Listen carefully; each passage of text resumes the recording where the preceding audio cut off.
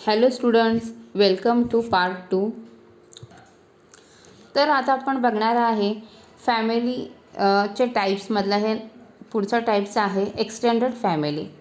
Extended family म्हणजेच the relatives from our mother side and father side are included in our extended family.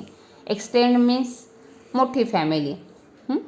त्या extend फॅमिलीमध्ये आपल्याला mother side relatives and father side relatives हे दोन्ही पण relatives ज्यावेळेस एकत्रित येतात त्यावेळेस आपली फॅमिली काय होते, एक्सटेंड होती. म्हणून त्याला एक्सटेंडेड फॅमिली असे म्हटलेले आहे. The members of an extended family do not live together in a same house. However, they help each other when needed. They care for each other and share their joys and sorrows. Joys means जेव्हा extended family means extended family members जे असतात ते एका घरामध्येच राहत नाहीत. ज्या आपले relatives आपल्या घरामध्येच राहतात का, तर नाही, ते वेगवेगळ्या ठिकाणी राहत असतात.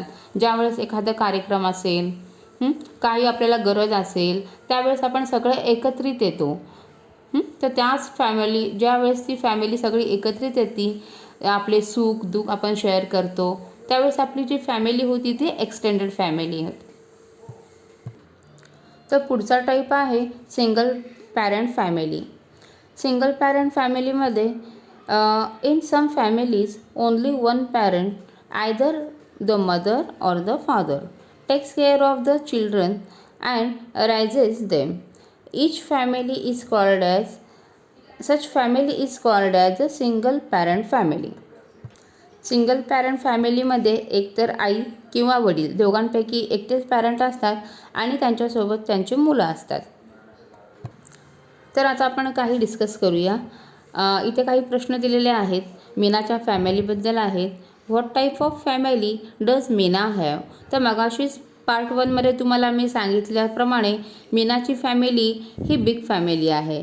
कारण की मीनाच्या फॅमिलीमध्ये ग्रँडमदर, ग्रँडपॅरेंट्स, ग्रँडफादर आहे, means grandmother, grandfather means grandparents, and मीनाचे paternal uncle, aunty, Meena's cousin brother Abhi, हे सगळे एकत्रित राहतात. म्हणजे त्यांची फॅमिली ही काय आहे, बिग फॅमिली आहे.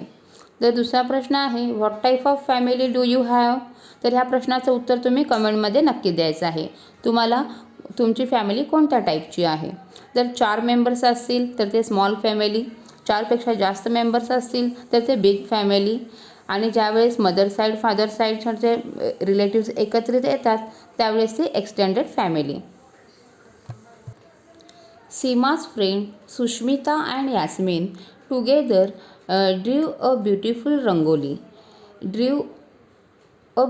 Rangoli in front of the door. Abhi's friends David and Gurudeep decorated the door with the flowers. तर मीनाचे जे काही फ्रेंड्स आहेत सुष्मिता आणि यास्मिन त्यांनी दाराच्या समोर रांगोळी काढलेली आहे, आणि अभिषचे फ्रेंड डेव्हिड अँड गुरुदीप जे आहेत ते त्यांचं डेकोरेटेड डोअर जे आहे ते फ्लॉवर्सने डेकोरेट केलेले आहेत. मीनाज neighbours had also come to help whenever there is a function at someone's house. All of them celebrate it together. When in need, they also help each other. Neighbors means शेजारी. ज्यावेळेस आपल्या घरामध्ये काही function असेल तर आपले शेजारी आपल्याला मदत करण्यासाठी येतात, आणि आपण जे काही सेलिब्रेशन असतात दिवाळी वगैरे ते सुद्धा आपण एकत्रित साजरा करतो. ज्यावेळेस आपल्याला काही गरज असेल तर आपण त्यांची मदतसुद्धा घेतो, किंवा त्यांना काही गरज असेल तर आपण सुद्धा मदत करतो. In holidays kids from the neighbourhood gather in Meena's courtyard. In the evening Meena's grandmother tell them interesting stories. Holidays म्हणजे मीनाचे जे नेबरहूड होते ते मीनाच्या घरी यायचे, आणि मीनाची आजी जी होती त्यांना इंटरेस्टिंग अशी स्टोरी सांगायची. Share with us. तर ह्याचं उत्तर तुम्हाला कमेंटमध्ये द्यायचं आहे. Which festival do you celebrate with your neighbours. Do you know? तर हे आपल्यासाठी काही माहिती दिलेली आहे इथं. We, our family, friends, colleges, neighbours and other are all parts of our society. Different families come together to form a society. Meena had a dog and a cat in her house. Meena's dog Motya was very happy to see so many people in the house. मीनाच्या घरी dog आणि cat हे 2 pets होते. तर डॉगचं नाव होतं मोत्या. तो खूप आनंदी होता, कारण की मीनाच्या घरामध्ये खूप लोक जमा झालेले होते अभिच्या लग्नासाठी. He was moving around the house wagging his tail. After the meal few family member sat to play snakes and ladder. Snakes and ladder इथं चित्रामध्ये दाखवलेल्याप्रमाणे तुम्ही बघू शकता. स्नेक्स अँड लॅडर मीन्स सापशिडी. तर काही मेंबर्स जेवणानंतर काही मेंबर्स बसले होते, स्नेक्स अँड लॅडर हे खेळत होते. And Motya also came and sat with them. मोत्यासुद्धा त्यांच्यासोबत येऊन बसलेला होता. हवेवर after drinking the milk the Mani the cat as usual was the fast sleep in a corner. तर नेहमीप्रमाणे ती मीनाची जी कॅट होती तिचं नाव होतं मनी. तर ती दूध पिल्यानंतर एका कॉर्नरमध्ये जाऊन गाढ अशी झोपलेली होती. 2 clay bowls are kept in one corner of Mina's courtyard. Mina keeps water and nuts in them for the birds every day.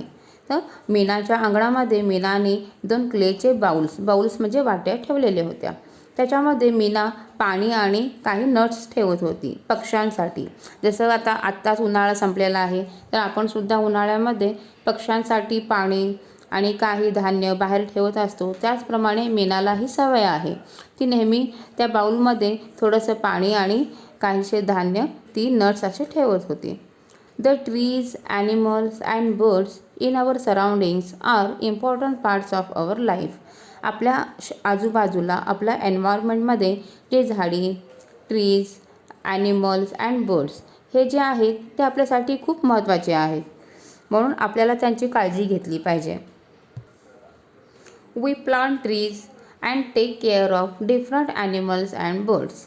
मग आपल्याला झाडी लावली पाहिजेत आणि त्या झाडांची काळजीसुद्धा घेतली पाहिजे. आणि आपल्याला काही ॲनिमल्स आणि बर्ड्सची काळजीसुद्धा घेतली पाहिजे. ॲनिमल्स ज्यावेळेस आपल्या घराकडे गायी वगैरे येतात त्यावेळेस आपण त्या खायला दिलं पाहिजे.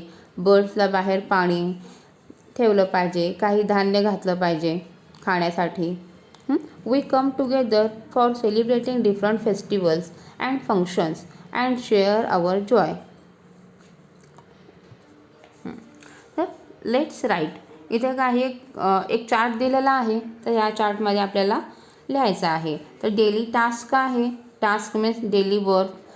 And who does this work at home. तर तुमच्या घरामध्ये ते काम कोण करतं ते आपल्याला तिथं लिहायचं आहे. कुकिंग कोण करतं? Mother. Cleaning the house, mother, sister, your elder sister. Washing clothes, mother. Shopping from the market, father. Taking care of elder sick people, mother parents and father parents both. आता पुढे आपण बघूया. Observe what the people in the pictures are doing and write in the boxes. तर इथे काही picture दिलेले आहेत आणि रिकामे बॉक्स दिलेले आहेत, एम्प्टी बॉक्स आहेत. त्या बॉक्समध्ये आपल्याला लिहायचं आहे. तुमच्या टेक्स्टबुकमध्ये तुम्ही लिहू शकता. तर इथं आपल्याला एक आजी आणि एक मुलगा दिसत आहे. तर आजी ह्या मुलाला स्टोरीज सांगत आहे. तर grandmother tells story to this boy. आणि ह्या पिक्चरमध्ये आपल्याला काय दिसत आहे? तर आई आहे, हा मुलगा आहे, मुलाला कपडे वाळू घालायला मदत करत आहे. आणि ह्या पिक्चरमध्ये एक मुलगा आहे, तो त्या मुलीचे केस कट करत आहे. आणि इथे आई आणि मुलगा आहे. मुलगा आईच्या मदतीने कुकिंग शिकत आहे. Whether a family is big or small, small or big, the members of the family live together happily. जर आपली फॅमिली स्मॉल असू दे किंवा मोठी असू दे, तर आपण एकत्रित आणि आनंदी राहिलं पाहिजे. They take care of each other, they help each other and share the work.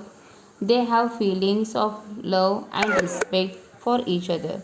The environment in a family is safe. Many families from different cultures together from a society. Happy families together create a happy society. Then try this. Make a list of the members of your extended family.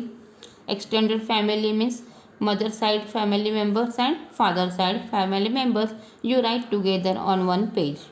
Find out about the people in your neighbor's family and also find out the peoples in your neighbors. म्हणजे तुमच्या शेजारी जे आहेत त्यांच्या फॅमिलीमधले सुद्धा जे people's आहेत ते तुम्ही फाइंड आउट करायचं आहे. तर पार्ट 3मध्ये आपण एक्सरसाइज बघूया. तुम्हाला हा व्हिडिओ आवडला असेल, हा लेसन समजला असेल तर व्हिडिओला लाईक, शेअर, सबस्क्राईब करा. थँक्यू.